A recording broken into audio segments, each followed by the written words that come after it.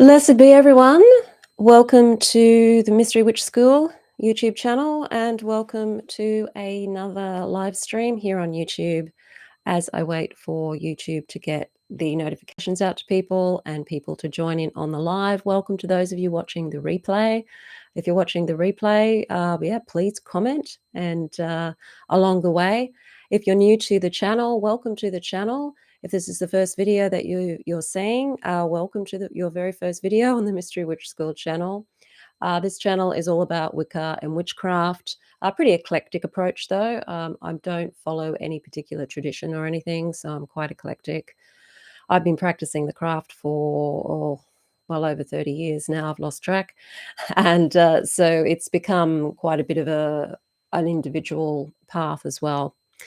On this channel, you'll also find videos on magic and all witchcraft, Wiccan topics. You'll also find videos on tarot too, and shadow work and the inner work of bringing witchcraft into your everyday life, and also as a way to explore yourself and know thyself, and to really use it in more of a mystical way rather than it being something that's more surface oriented. It's to help you take that deep dive into exploration of who you truly are, what you're doing here, and to bring more joy and peace into your life, and to also have that sense of autonomy and empowerment as well.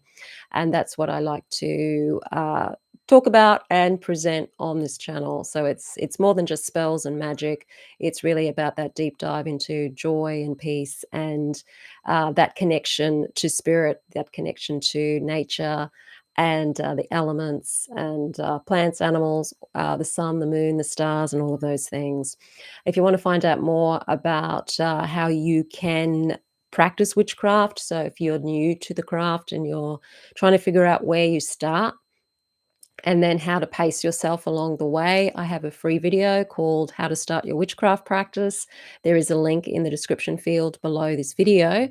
And so you can also go to my website, mysterywitchschool.com, and find the free uh, video masterclass there on how to start your witchcraft practice. I also have courses in witchcraft. So there's a course in Wicca. It's a 12-month course. It kind of follows the traditional teaching structure of the coven practice that I came through on. So it takes you right from the very basics of energy work, working with magic, circle work, all of those things that you would probably read in books, but maybe aren't very confident in actually doing. It gets you actually doing and practicing the craft, as opposed to just reading about it and trying to sort of fumble along the way. You also get to be part of a community with that as well. It's called the Mystery Witch School 101 Academy, and you've also got access to me to help you along the path too. You'll find the link to that in the description field below this video as well. So today's topic is on the very close approaching Sabbats of Lughnasadh and Imbolc. And I'm in the Southern Hemisphere. So we have, of course, reverse seasons where I am. So it's pretty much winter here. We'll be going into spring next month. Oh no, not next month, in September. And for those of you in the Northern Hemisphere, you're still feeling the summer heat, and you'll be going into your autumn. So we're celebrating different seasons at the moment, and we always do between the Southern and Northern Hemisphere. And so that's why I always do these Sabbats together, so that I can grab everybody from both hemispheres and we can celebrate together, even though we're experiencing slightly different seasonal and to some extent also psychological and spiritual experiences. Okay, hello Stephanie, hello Swakman, hello Shane. So I'm going to talk a little bit about Lughnasadh and Imbolc, and I guess celebrating them that way. So celebrating them by talking about them, and talking about two of the main deities that are really associated with these two Sabbats, and that, of course, is Lugh and Breed, who are Celtic deities. If you are from other pantheons or you work with other deities, that's fine as well. I'm just going to talk more about the Celtic ones at this stage, simply because they're the most linked to these Sabbats in the Celtic calendar. Anyway, so they these two Sabbats are. I think the most famous Sabbat in witchcraft, of course, is Samhain because it links up, of course, to Halloween, and it's that time of reflection. It's also celebrated in the mainstream as well, in commercial culture as well. So it tends to be the most well known of all of our Sabbats. But we do, for those of you who don't know, we actually have 8 Sabbats within a year. We have 4 lesser Sabbats, which aren't necessarily lesser in importance. It's just that they follow the solstices and the equinoxes, whereas the greatest Sabbats are in between those times. So you end up with 8 spokes of the wheel. Roughly about every 6 weeks, we have Sabbats to celebrate, and that helps connect us to the land. It helps us connect to what's going on around us in nature. It also helps us connect to ourselves. So these seasonal celebrations now are really reminders of our connection to the land and to the environment, that we're not just these isolated human beings who are trying to, rape and pillage their way through life and destroy the planet in the process. That we actually are one with the planet, and that we do have very much a responsibility to the planet, and also that to the animals and to the plants as well, that we work with them and we work within the energy of the planet as well. So the Sabbats are a way of celebrating that and reminding us of that. Back in the old days when people lived off the land more obviously, we still do live off the land to a large extent. I know we have a lot of farming that's factory farming, and we have monoculture and we can grow things artificially, uh, but we're still at the mercy of nature. Nature can still take us out very easily, and so we're not quite as clever as we think we are.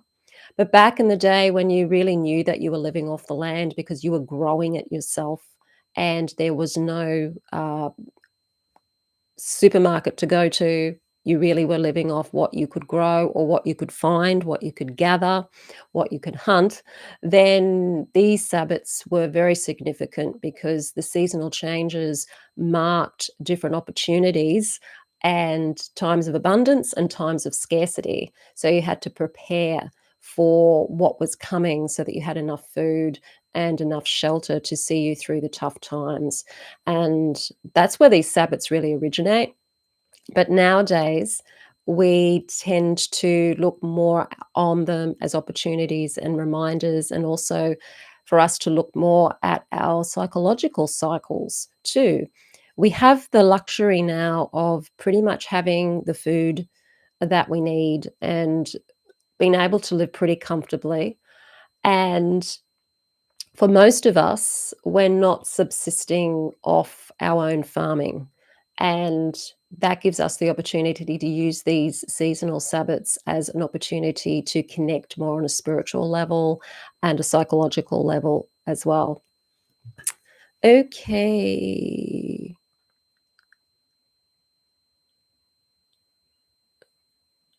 I think live show was tomorrow. Oh, you thought it was tomorrow? Hello. I'm going to try to make a breed's cross tomorrow out of flower stems from a small day lily plant.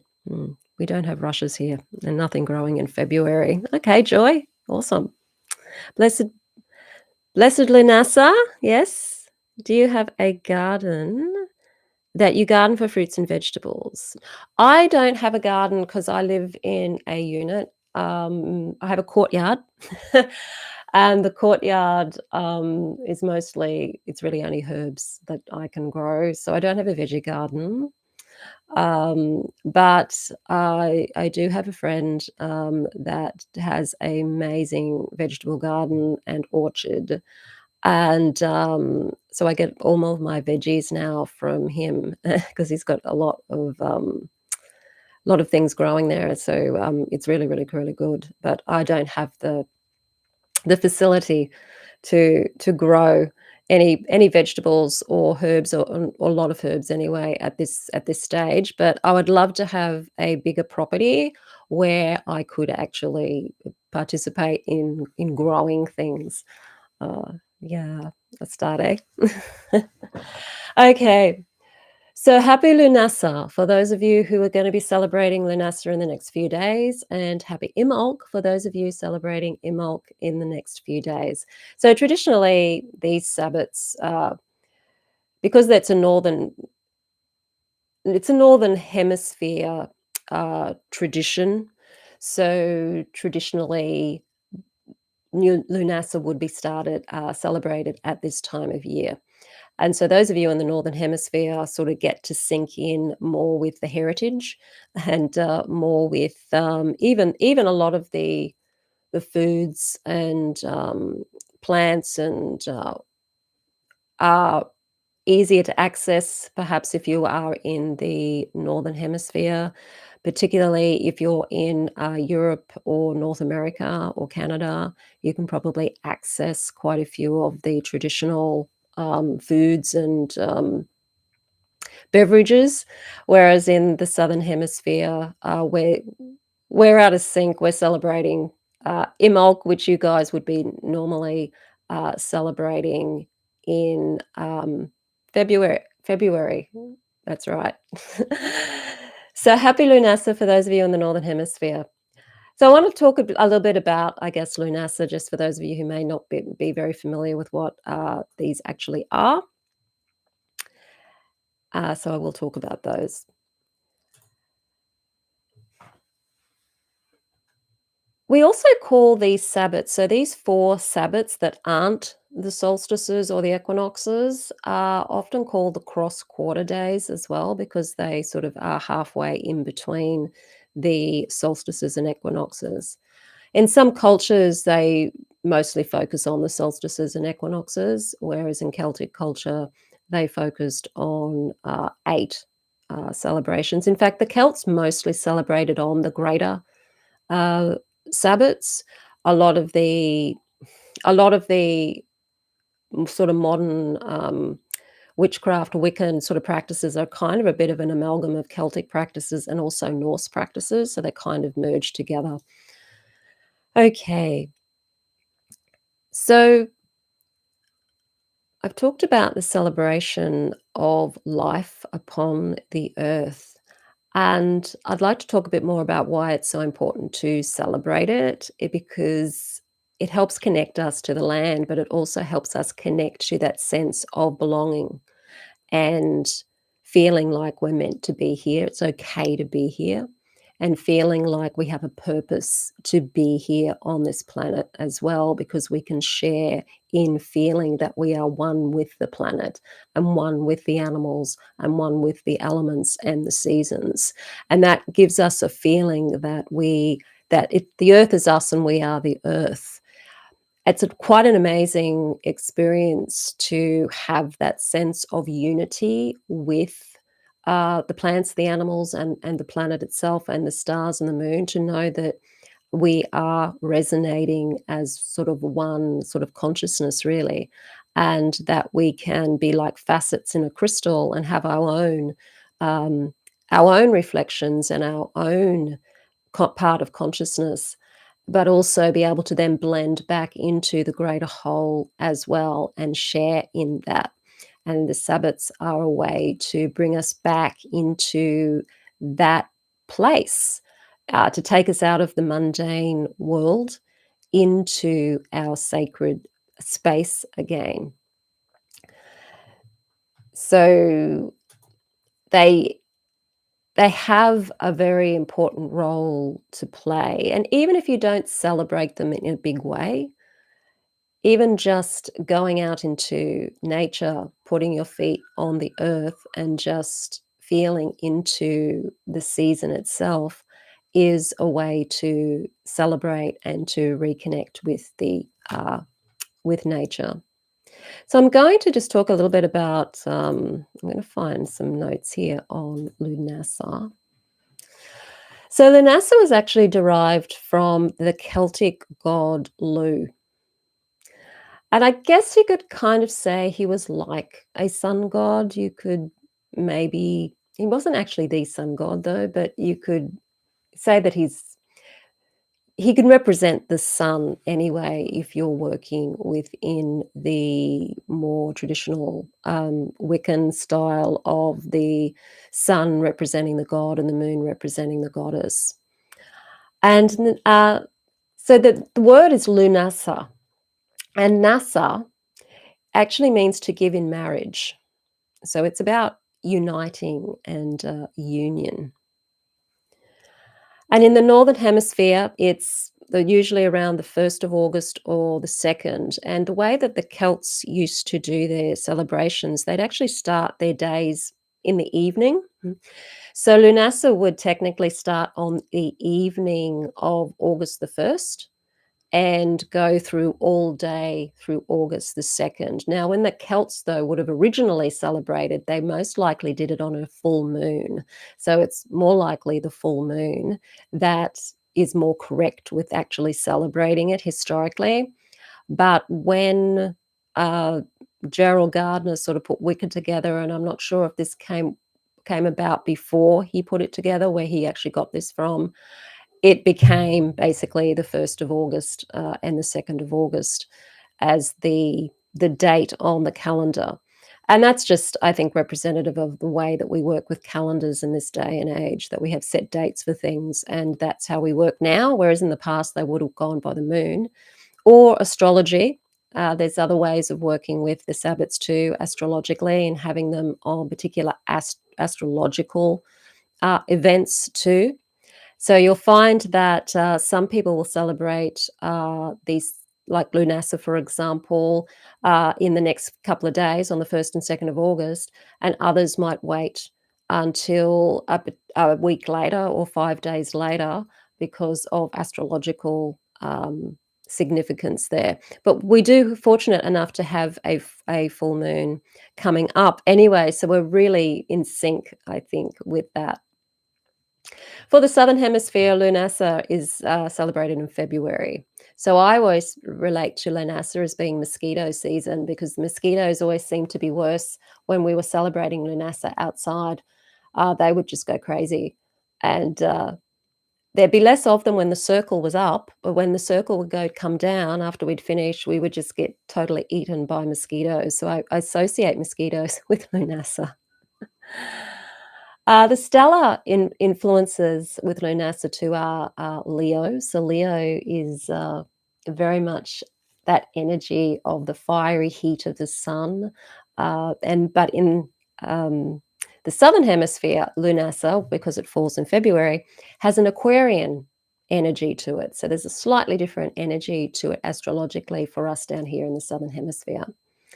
The traditional foods were grains, hay, cereals. It was known as the first harvest. So this is where you'd been planting in spring. You would start to see things rise. The crops, they'd be in full force, and then this time of the year you would start harvesting those grains and the cereals and the food, so that you would then have them to not only eat, but also to start storing them for winter, because winter would be on the way.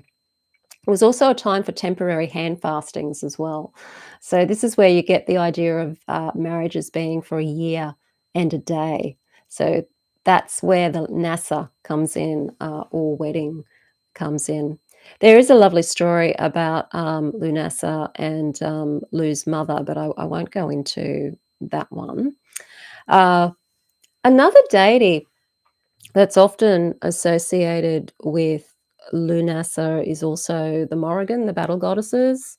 She's a triple goddess. And also Bread, because Bread and Lu do work very well together.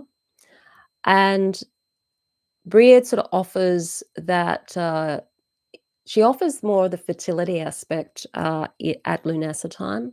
So she's the patroness of the rites of the magical wells during Lunasa. So if you're celebrating the god and goddess, working with Breed and Lu together at Lunasa is, a really wonderful thing to do. When I put together the Mystery Witch School 101 course, for Lunasa and Imbolc, we work with Breed and Lu for both of those Sabbats. The spotlight's more on Lu in Lunasa, and the spotlight's more on Breed at Imbolc. But we do work with both of those deities. And what I like to do in Mystery Witch School 101 course is to help people learn how to actually connect with the deities. So setting up a daily practice during that time, that Sabbat tide, which is about 6 weeks, and you have that 6 weeks then to connect to those deities so that you can develop a connection with them. The Sabbats don't really begin and end with just those days that they're on. They actually set up a new tide, a new seasonal tide. So for those of you in the Northern Hemisphere, you're in Lunasa tide coming up very soon, the next couple of days. And that is then the harvest season that you're going to be experiencing. So you could be celebrating the energy of Lunasa for the entire 6 weeks, and ask yourself the sort of the questions of, what am I harvesting right now? What am I starting to see right now? What's starting to show up in my life right now? Is this where I want to be right now? Did you know? Am I enjoying what I'm harvesting right now? Asking yourself those kinds of questions is a way to connect to Lunasa, and celebrating if you can with the grains and the cereals. Sunflower seeds, basil's associated with Lunasa as well, blackberries, make baking llamas bread. So if you're into baking breads, it's a good time to, yeah, bake bread and really get into that season as well. The colors of Lunasa for me have always been yellow, but you can also have orange and red colors there too. I really love using yellow on my candles or on an altar cloth during Lunasa. And also just, gathering any local flora that you have, whatever might be growing around you, you can have on your altar. If you're using incense, basils, cinnamon, rosemary, coriander is wonderful for all of that too, if you're using anything to decorate your altar.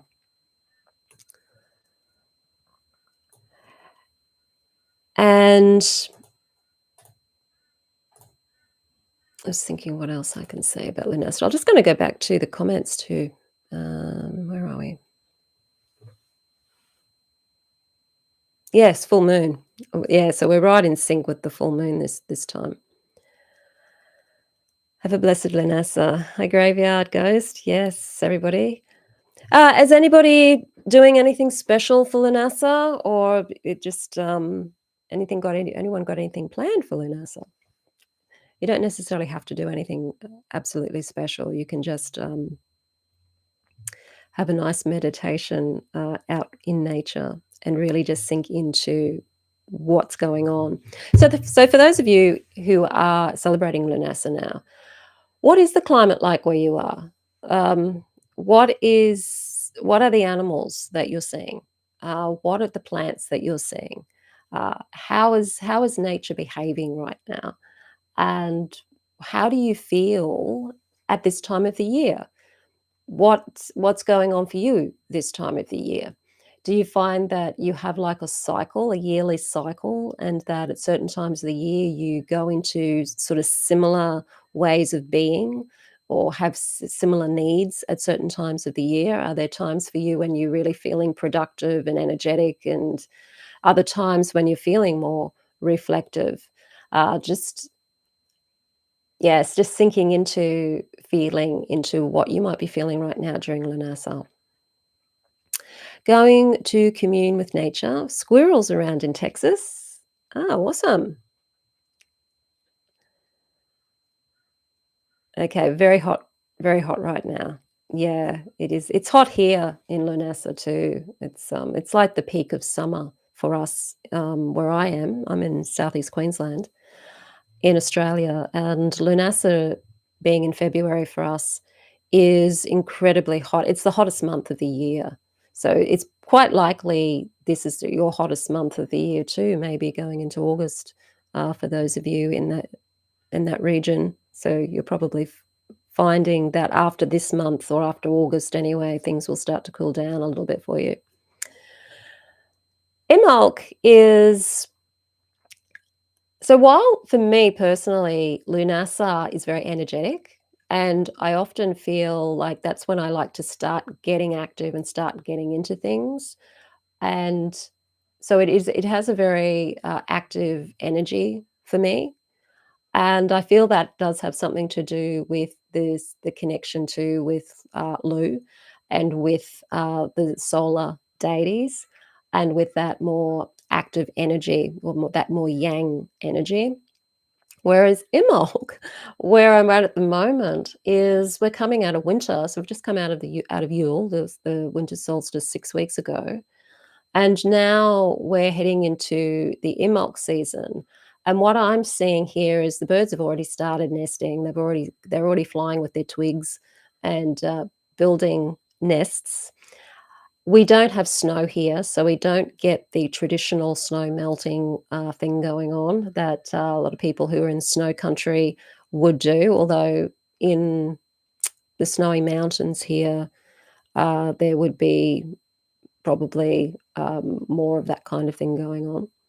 But here it's really more about seeing the birds starting to build their nests that makes it an obvious change. And hearing more birds, actually. I've noticed during Imbolc, there's definitely a change with the birds. So that's my only thing that I've noticed here in Southeast Queensland. We don't get a strong winter, so it's not like there's a huge seasonal change from winter to summer here. And we've had a very mild winter here too. So Imbolc on a nature perspective here isn't being particularly obvious right now. Okay, taking some psychedelic mushrooms in nature sounds good to celebrate. Absolutely. Yes. Well, I'm probably not supposed to say that. So if I'm not supposed to say that, I'm not saying it, okay? Disclaimer, I'm not saying that. Um, where were we? Michigan. Okay, 80 Fahrenheit or 26 degrees Celsius. Oh, lovely. I love 26. Have lots of birds this year. Um, and robins, okay, they're always taking paths, so they're very clean. August is usually the hottest month. Veggies just starting. Awesome. Yeah. Kentucky in the Ohio region, it's extremely hot. Only seeing insects and birds. And Stephanie, going to go. Oh, your son goes back to school at the end of August. So, the back to school routines. Okay. Yeah, summer holidays ending. Right. Carrying a thermal cup that keeps stuff cold for 24 hours is game changer with the heat. Yes. Cold pressed watermelon juice with ice. Yes, watermelon is absolutely wonderful in summer. Okay. Awesome. So I'm going to just jump into Imbolc Fed. If there's anybody there who's celebrating Imbolc with me down here in the Southern Hemisphere, just let me know either in the direct chat if you're watching live, or if you are watching the replay, let me know if you are celebrating Imbolc. But Imbolc is derived from the word. I'm going to say how you like. I Imbolc. It means in the belly anyway, or there's an alternative spelling as well and an alternative name which means ewes milk. And typically in the Northern Hemisphere, you'd be used to celebrating it in February, but here in the Southern Hemisphere, it's August for us, and also known as Candlemas. And Candlemas is actually more the Christian term for Imbolc. And there are in the Catholic Church, particularly in the liberal Catholic Church, they do still celebrate Candlemas. And so you may find that if you've got any Catholic background, particularly more liberal Catholic background, that Candlemas is celebrated as Christians. Of course, Christianity celebrated our pagan holidays, just giving them different names to sync in with their need to convert. It's also known as Brigantia as well, Lupercalia, and of course Imbolc. And it's typically got an Aquarius kind of atmosphere, astrologically in the Northern Hemisphere, but here we've got a Leo energy to our Imbolc.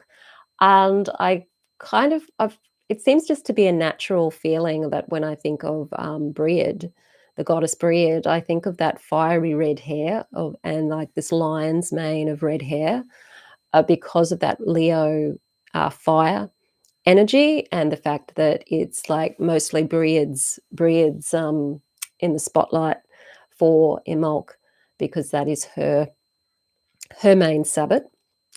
It's really about the new growth and the end of winter, and anywhere where they would farm, sheep, it was also the lambing season. So some animals have already started to, reproduce, uh, at Imbolc, and others are just starting to build their nests and start preparing for, spring, which is the Sabbath coming next. The sun's light's definitely gaining more strength. The sun comes up earlier, it goes down a little bit later, so the days are getting longer, and there's a focus on light as a result. So one of the traditional ways to celebrate Imbolc is to light a candle on Imbolc Eve. So that is the 1st of August here and the 1st of February in the Northern Hemisphere. And so you'd light a candle in the window on that eve to celebrate the light coming back after the dark, cold winter months. Here, I still love Imbolc because it does mean the weather is going to warm up. And even though we don't get a very cold winter here, uh, in fact, it's been like you were talking about, it being 26 degrees Celsius where you are. I don't know where the comment is. It can get to 24. It's been 24 degrees Celsius. So in Fahrenheit, that's probably 70 something. Uh, so that's our winter. So that's what it's like living here. And we've definitely had a very mild winter, so Imbolc's not quite as obvious at the moment. But there's still brightness to the sky that wasn't there a month ago. The way to celebrate Imbolc, of course, is to think about, okay, I'm coming out of my more restorative winter season. Maybe you've done a lot of reflecting on what needs to go, what can stay. What are you wanting to change in your life? What are you wanting to maybe bring into your life? And Imbolc is just simply a time to think about the things that you're wanting to bring in, the changes you're wanting to make. And not necessarily starting to make them, but just thinking about making them or planning on making them, or maybe just visualizing how these things are how you want them to be. So you could use the Imbolc season as planting the psychic seeds or the astral seeds for something that you may want to manifest in the summer season, and use it as a time of gathering your thoughts, your dreams, and your ideas, and starting to visualize what it is that you're wanting for the year ahead, for that productive time of the year ahead. So, Imbolc isn't necessarily a time when you need to start doing, it's just simply a time where you need to really start thinking and doing on a intention kind of level, and seeing where the feeling takes you and how that develops along the way.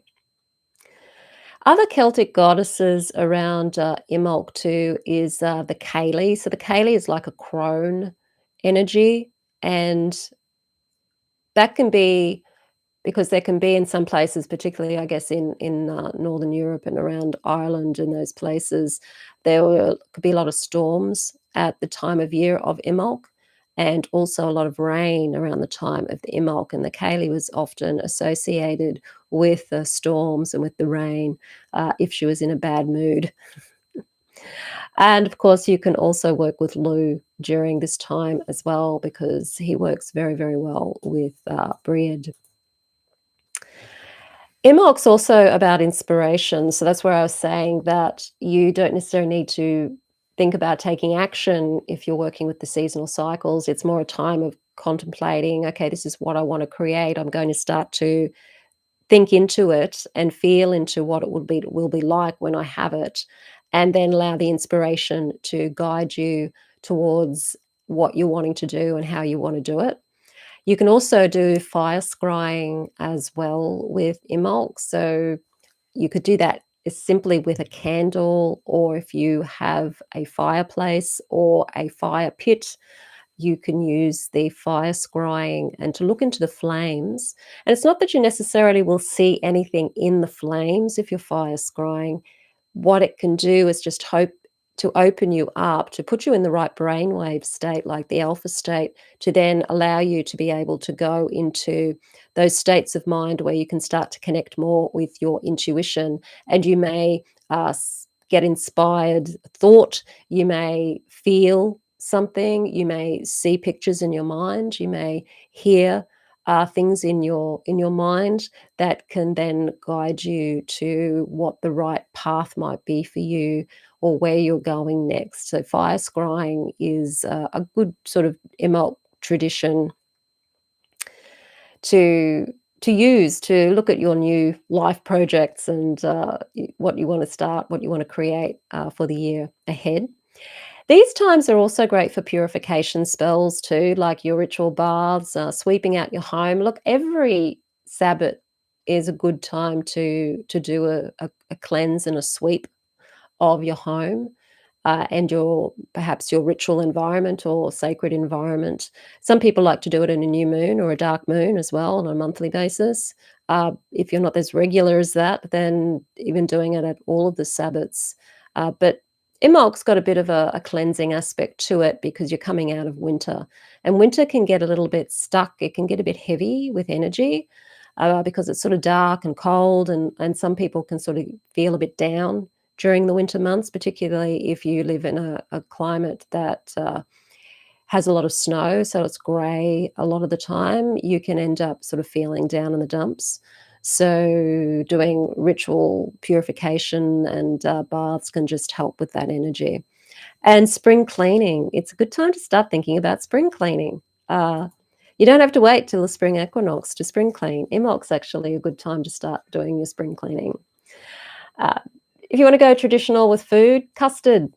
If you like custard, then try some custard, butter, milk, dairy is actually traditional. Beer is what's associated with bread, so if you want, to offer bread, an offering, beer is the traditional one. Braided breads, seeds, anything basically that's growing at this time of the year, which tends to be a lot of the root vegetables, onions, any berries, all of those things. Basically, whatever's there at that time of year would have been what people would have eaten. They would have eaten whatever was there. I associate Imbolc with the color brown because it's kind of the earthy color, but white and brown together are are very significant, particularly if you live in snow country. If you live, I guess where I live, where we don't have snow, brown is just indicating, the earth waking up again, um, and the planting. It's time to maybe do planting. Although I have to admit, where I live, during winter is the best time to grow fruit and vegetables. The veggies have been growing really, really well since probably Samhain here. Because of our climate, they grow better in winter. In summer, they just get scorched by the heat and they don't grow very well.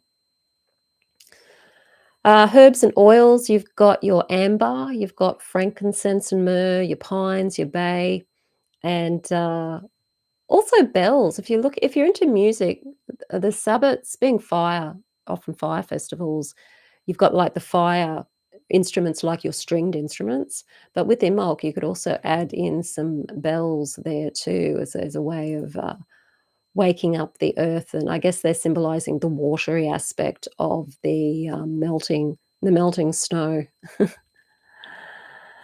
Okay, so I'm just gonna go back to, comments here. Hello, Charlie. Charlie? Um, oh, I've lost the comment. Okay, talking about thermal cups. Okay.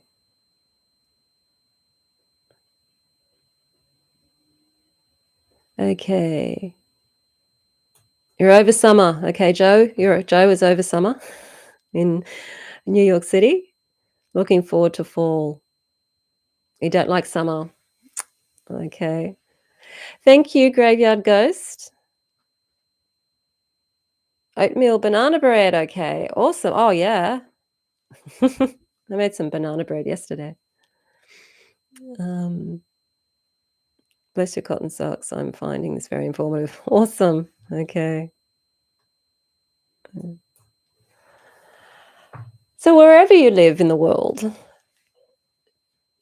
as nice as it is sometimes to tune into some of the imagery that you might read in books about the traditions, the Celts lived in a particular region of the world and experienced a particular uh, climate because of where they lived, and not all of us live in that kind of climate. So always approach your Sabbats where you live. If you live on the equator or close to the equator, you're not going to have the same seasonal experiences, of course. You've got your wet season and your dry season. So work with those, you can still work with the 8 Sabbats. It's just they're going to be different for you. So you find how they work for you, what are you experiencing at those times for you, and work with that energy.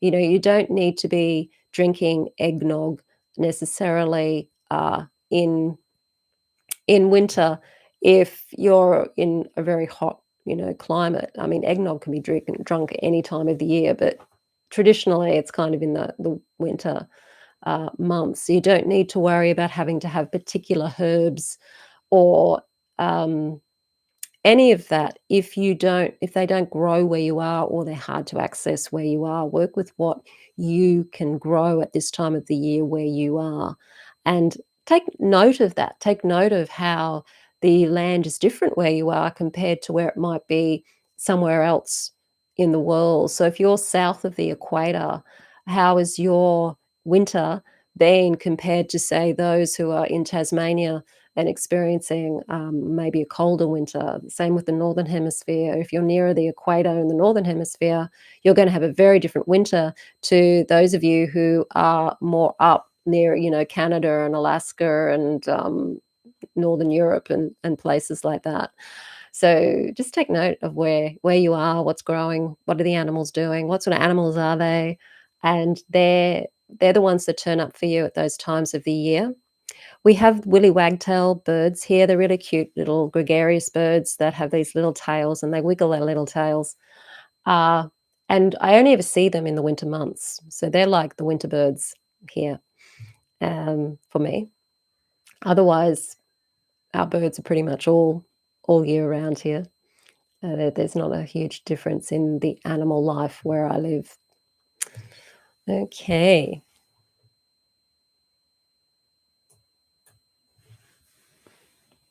So that's probably about all I can sort of say about Imbolc and Lughnasadh at this stage. Does anybody here, either in the comments field if you're watching the replay or on the chat, work regularly with Breed and Lou? I know that there's definitely some in the witch school who work a lot with Breed. Some work with Breed and Cernunnos.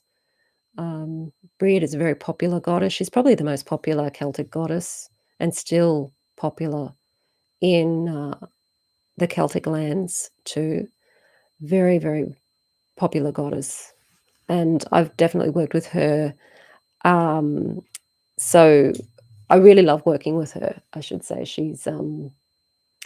And sometimes she just pops up out of the blue too, and, she's a very good goddess to work with. Okay. Yeah. Okay. Okay, so I might end it there. There won't be a live next week, because, I'm probably gonna take a little bit of a a little bit of a rest actually next week, because it's that time of the cycle for me, to just take a little bit of a sabbatical. So we won't be doing a live next week, but I'll be back the following week doing lives. Um, so I might end up just having a video that's on at this time instead of a live. Okay, here we go. I'm beginning to early stages and mostly getting to know about her. So Breed, awesome. Any favorite resources about Breed? Oh, I haven't actually looked for any, to be honest with you. Not ones that are particularly on her anyway, her alone. There is a book by the Farrars, Stuart and Janet Farrar, called The Witch's Goddess. That book has quite a few goddesses in there, and I think there's a couple of rituals in there too for some of the goddesses. There's also an equivalent book called The Witch's God by the same authors, that's Janet and Stuart Farrar, and that's got, of course, the gods in there. And I found it a pretty good resource back in the day anyway, because there wasn't a lot of resources on gods and goddesses when I was going through my early years, and they were two of the early resources, and you can still get them. So the Witch's Goddess and the Witch's God, they're two totally different books, but they're great to have for the most common deities that most people work with.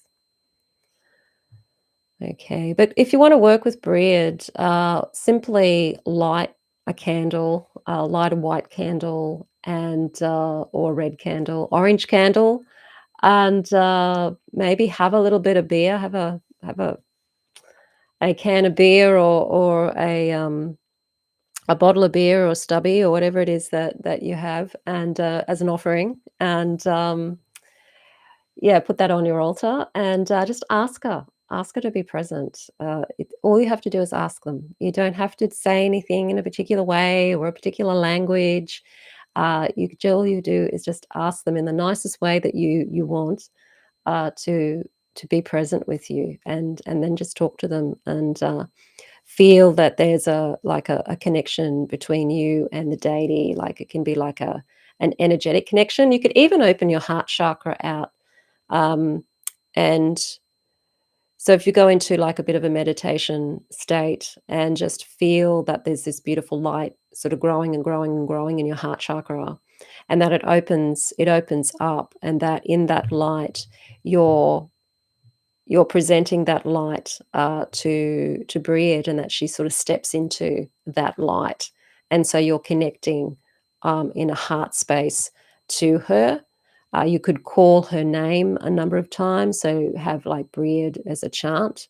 So yeah, Brid, just say the name Brid, Brid over and over and over again as a chant to build a connection with her, but really feel that that energy is coming from your heart chakra, and you'll find that you'll be able to connect with her really well that way. You can do the same with Lou too, using that heart energy to connect with him. If you want to work with both of those deities at the same time, which is pretty traditional to do, you can feel that you're in like a triangular formation with them. So that you're like at the tip of the triangle and they're on the other two ends of the triangle.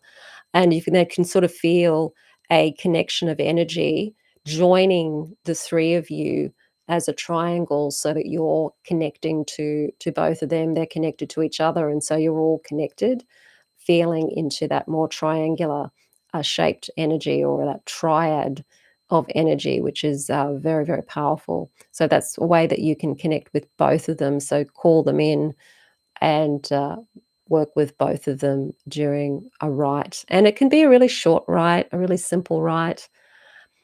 You don't even need to necessarily do anything during the rite, just meditate in the space with them there and just allow yourself to become aware of what you're sensing or what you're seeing in your mind's eye, what you're experiencing in your mind's eye. Often, when if you work with a deity silently and you go into meditation when you've invited them to be there, they will often give you like visions or sometimes some sacred geometry or something that you might have to later try and figure out what it means. But if you just allow your mind to settle and just focus on in your imagination connecting to them, and then allow yourself to see in your mind's eye whatever comes into your mind's eye, uh, and just take note of that. Like, don't try to analyze it or anything while you're experiencing it. Just experience it, and then afterwards, write that experience down and see what it might mean to you, and take notice of how you feel emotionally when you're having that experience. It's a really beautiful way of working with them. And your celebration of the Sabbats can be as simple as that, particularly if you're by yourself. So um, use that method of connecting with them and learning from them, and maybe getting some kind of download from them, as it's called these days. Okay, so blessed be everyone, and have wonderful Sabbats, wonderful Lunasa, a wonderful Imbolc, and let me know in the comments field what you experience, and if you have any questions or anything, you can either ask me via my contact form, which is also in the description field underneath this video. If you want to join Mystery Witch School 101 Academy, so if you want to learn how to connect to the deities, how to bring witchcraft into your daily life as a spiritual practice to bring you that connection every day and to help you connect more with yourself, how to trust yourself more and love yourself more through this practice, then I will also put the link. The link is in the description field below this video to the Mystery Witch School 101 Academy, but I will also put it in the chat now as well. That course is really, really helpful if you want some guidance along the way. So if you need to ask me in-depth questions, if you want to get on Zoom with other people, because we get together for the new and full moons over Zoom, and that way then you can meet other people who are also part of the group, part of the academy, and we do a short ritual and a guided meditation every 2 weeks, and then we have a chat about what we experience and also anything else that's going on, or any questions or anything that anybody has.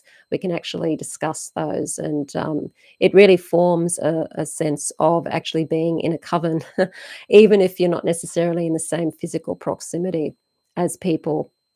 You don't need to be close to share energy and to connect. We've proven that over and over again. So the Mystery Witch School 101 Academy, it's a 12-month course.